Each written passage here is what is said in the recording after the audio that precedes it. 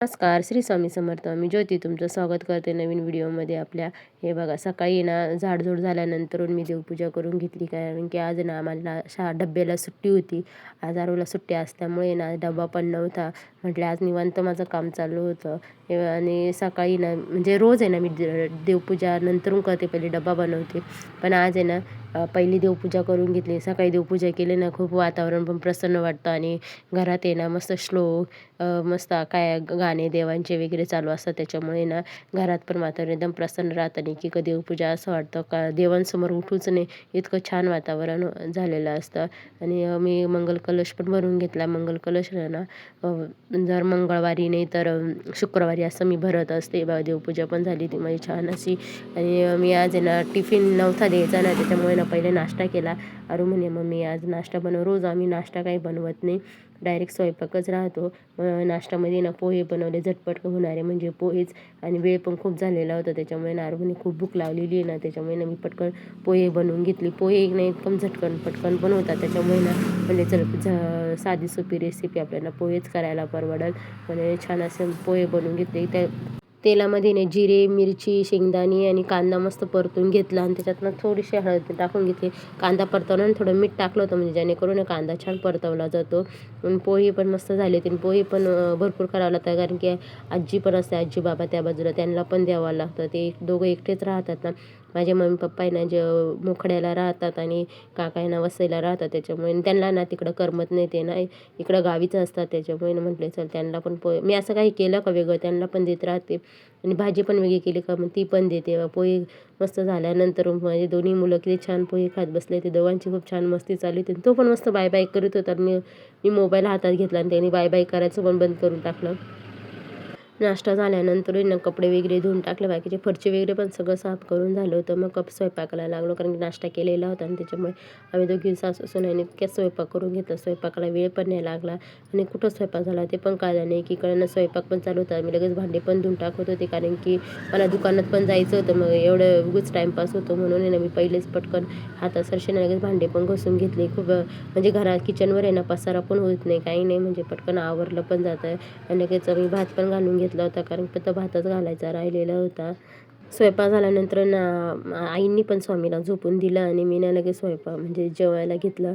हे बघा आम्ही ना सगळे सोबतच जेवतो दुपारच्या. नमस्कार, श्री स्वामी समर्थ. तर सकाळपासून ना मी तुम्हाला आत्ता भेटते, कारण की मला ब्लाऊज पण शिवायचे होते. म्हटलं व्हिडिओच्या नादात राहिले ना तर ब्लाऊज पण शिवायचं राहून जातं, त्याच्यामुळे ना म्हटले चला आताशी तुमच्याशी थोडंसं बोलावं. तर हे बघा, हा एक ब्लाऊज माझा शिवून झालेला आहे. अशी झालरची बाई आहे, त्याला अजून पिको करायची बाकी नाही, तर ब्लाऊज पूर्ण रेडी.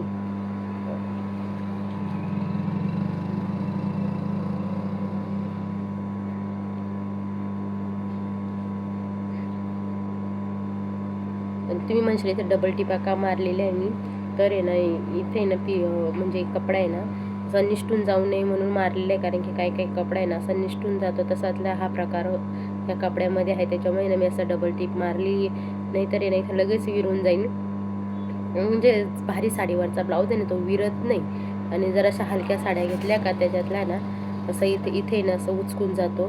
त्याच्यामुळे ना मी इथे डबल टिप दिलेली आहे, म्हणजे कस्टमर पण नाराज होत नाही. तर कस्टमर म्हणतात तुम्ही व्यवस्थित शिवला नाही, पण मग त्यांना आपण सांगितलं का हा शिवू नका, दुसरा घेऊन शिवा, तर ते आपल्याकडं न शिवतात दुसऱ्याकडं जातात शिवायला. त्याच्यामुळे ना असं काहीतरी ॲडजस्ट करावं लागतं.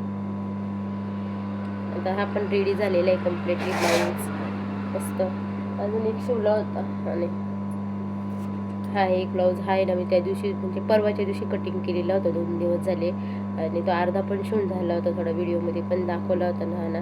त्यांना ना एकदम नॉर्मल फुगा लागत होता, तो फुगा केलेला आहे मी एकदम नॉर्मल लागत होता. म्हणजे जास्त काही नको मला, नॉर्मल काहीतरी पाहिजे, असा फुगा बाई केलेला होता नॉर्मल एकदम.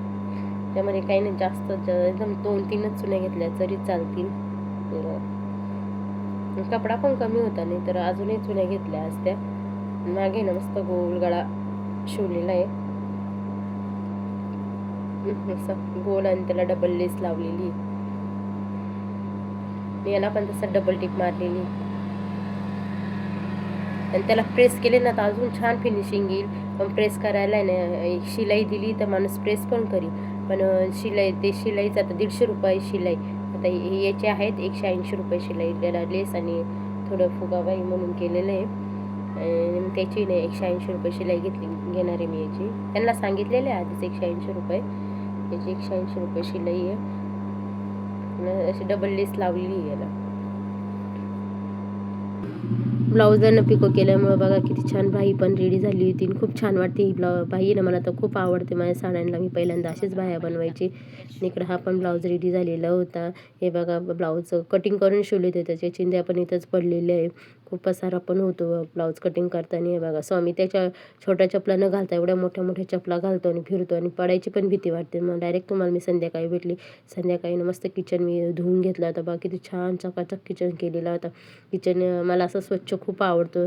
संध्याकाळी असो दुपारी असो, म्हणजे असं 2-3 टायमा धुवूनच होतो. कधीतरी स्वयंपाक कमी असतात तरच संध्याकाळी मी किचन पुसून घेते, नाहीतर याने किचन लगेच धुवूनच घेते. बघा किती छान वाटतं, चकाचक किचन करतो.